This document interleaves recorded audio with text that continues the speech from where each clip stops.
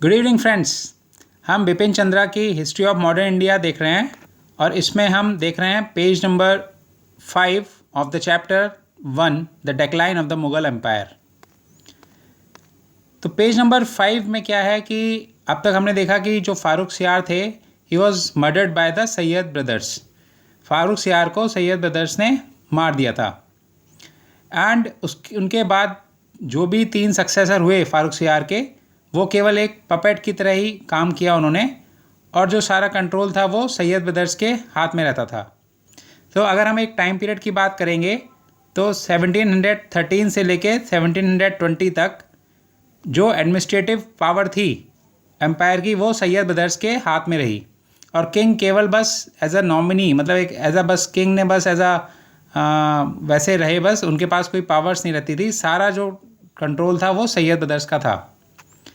Syed brother ने कुछ तो ऐसा किया होगा, कुछ तो उनकी ऐसी पॉलिसीज़ रही होंगी जिसकी वजह से वो इतने लंबे टाइम तक वो एम्पायर के ऊपर इनडायरेक्टली कंट्रोल कर पाए। तो सबसे पहली पॉलिसी इसमें आती है policy of religious tolerance. Religious tolerance का मतलब कि सारे रिलीजन को एक तरह से समान रूप से देखना और किसी भी रिलीजन के प्रति भेदभाव ना रखना। तो उन्होंने ये बोला, सैयद ब्रदर्स को ये समझ में आया कि India could be ruled harmoniously, कि इंडिया को के अंदर हम अगर हारमोनी बना के रखेंगे हिंदूज़ और मुस्लिम्स और जो डिफरेंट कम्युनिटीज़ हैं तो हम आसानी से रूल कर पाएंगे। और उन्होंने क्या किया कि जो हिंदू राजा थे और जो हिंदू नोबल्स थे उनको और मुस्लिम नोबल्स को आपस में कनेक्ट करने का काम किया और उनके बीच में एक बेटर रिलेशनशिप बनाने का काम किया।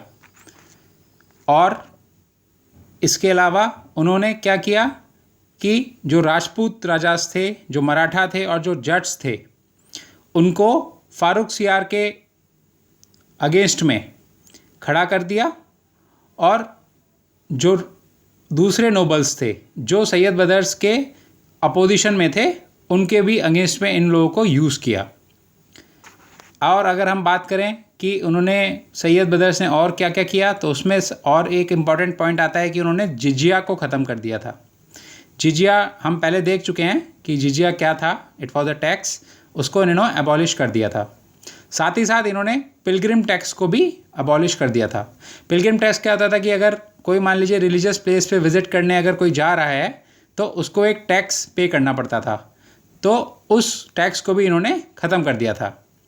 फिर इनकी जो पॉलिसीज़ थी सैयद ब्रदर्स की वो इतनी अच्छी थी कि जो आसपास के स्टेट्स थे उन सब का भी इनको सपोर्ट मिलने लगा। तो उन स्टेट्स में अगर हम देखेंगे तो मारवाड़ के अजीत सिंह, अम्बेर के जय सिंह और जो आसपास के राजपूत प्रिंसेस थे वो सब सैयद ब्रदर्स को सपोर्ट करने लगे। अब सवाल क्वेश्चन एक ये आता है कि चलो ठीक है ये सपोर्ट कर रहे हैं, लेकिन ये रूलर्स जो थे ये क्यों करने लगे सैयद ब्रदर्स को सपोर्ट? तो वो इसलिए क्योंकि सैयद ब्रदर्स ने इन सभी रूलर्स को अच्छी पोजीशन दे दी थी एडमिनिस्ट्रेशन में। तो ये जो राजास थे ये भी, इनकी पोजीशन भी अच्छी हो गई, ये भी अपना सेटिस्फाई हो गए और जो सैयद ब्रदर्स को जो कॉपरेशन चाहिए था इनकी तरफ से वो भी उनको मिल गया। तो म्यूचुअल एक अंडरस्टैंडिंग हो गई दोनों के बीच में और उस वजह से एडमिनिस्ट्रेशन कंटिन्यू होता रहा। और इन्होंने सैयद ब्रदर्स ने क्या किया, इन्होंने मराठा सरदार्स के साथ भी एग्रीमेंट कर लिया। तो उस वक्त के मराठा सरदार थे किंग साहू, जिनके साथ इन्होंने एग्रीमेंट कर लिया और उनको स्वराज्य दे दिया। अब स्वराज्य जो था ये कॉन्सेप्ट था जो छत्रपति शिवाजी लेके आए थे और स्वराज्य का मतलब होता है सेल्फ रूल, मतलब जो उनका एरिया है मराठा के अंडर में जो एरिया है उसमें वो अपना रूल चलाएंगे। इसके साथ ही बहुत इम्पॉर्टेंट इन्हें राइट दे दी थी to collect the chauth and sardeshmukhi of the 6 provinces of the Deccan.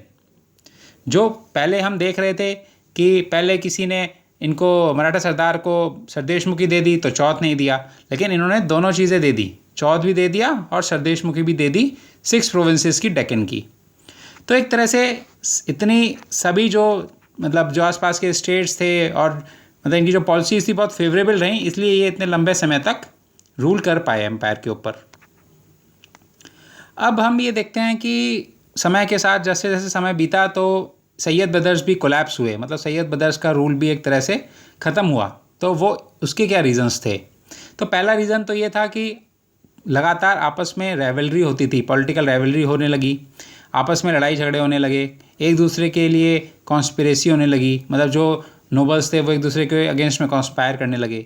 उससे क्या हुआ कि लॉलेसनेस, मतलब कि जो एक आपकी सोसाइटी के अंदर डिसरप्शन होने लगा, डिसऑर्डर होने लगा, तो एक तरह से जो पूरा मैनेजमेंट था वो डिस्टर्ब होने लगा एम्पायर के अंदर।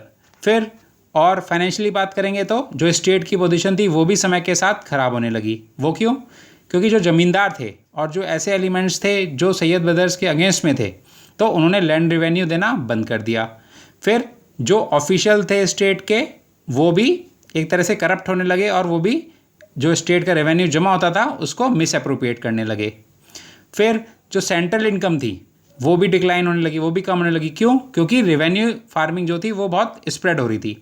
रेवेन्यू फार्मिंग हम पहले देख चुके हैं, जिसमें जो रेवेन्यू फार्मिंग को इजारा भी कहते हैं, जिसके अंदर जो आपके रेवेन्यू फार्मर्स हैं उनको एक पर्टिकुलर अमाउंट देना पड़ता है गवर्नमेंट को, गवर्नमेंट उनसे एक पर्टिकुलर अमाउंट लेती है और फिर उसके बाद जो रेवेन्यू फार्मर है वो पीजेंट से कितना भी अमाउंट ले ले, उसको उसका मतलब फिर गवर्नमेंट से नहीं है। तो इससे क्या होने लगा, ऑपरेशन होता था पीजेंट्स का, तो सेंट्रल की इनकम भी इस वजह से डिक्लाइन होने लगी। अब जब ये सारी चीज़ें होने लगी तो उससे हुआ क्या कि जो सैलरी थी ऑफिशियल्स की और जो सोल्जर्स जो काम कर रहे थे वो रेगुलर नहीं हो पाई, मतलब वो उनको नहीं पे कर पाए क्योंकि रेवेन्यूज़ ही नहीं थे। तो जिसकी वजह से जो सोल्जर्स से दे बिकेम अनडिसिप्लिन्ड, वो म्यूटिनस हो गए, मतलब वो डिसिप्लिन मतलब नहीं रहा उनके अंदर और वो म्यूटिनी करने पे उतर आए। म्यूटिनी का मतलब होता है कि अगर आप अपने हायर अथॉरिटी के ऑर्डर्स को मानने से मना कर देते हैं तो उसे कहते हैं म्यूटिनस। ठीक है, तो सोल्जर्स अगर म्यूटिनस हो जाएंगे और अनडिसिप्लिन हो जाएंगे तो फिर कोई भी एम्पायर खड़ी हुई नहीं रह सकती, वो डिक्लाइन गिरेगी, वो उसका डिक्लाइन होना ही है। अब फिर धीरे धीरे क्या हुआ कि कॉन्स्पिरेसी हुई सैयद ब्रदर्स के अगेंस्ट में और इन्हें हटाने के लिए क्या हुआ, एक पावरफुल ग्रुप ऑफ नोबल आया जिसको किसने हेड किया, निज़ाम उल मुल्क ने and his father's cousin Mohammed Amin Khan. इन सब लोगों ने मिलकर फिर कॉन्स्पिरेसी की अगेंस्ट सैयद ब्रदर्स। कॉन्स्पिरेसी करने का रीज़न ये था कि ये जलते थे कि सैयद ब्रदर्स इतने पावरफुल क्यों हैं एम्पायर के अंदर और वो इतने पावरफुल क्यों नहीं है, उस वजह से। Thank you so much friends. अब मैं जल्दी से आऊँगा आपके साथ पेज 6 लेके, हम जल्दी मिलेंगे दोबारा से। Have a nice evening. जय हिंद।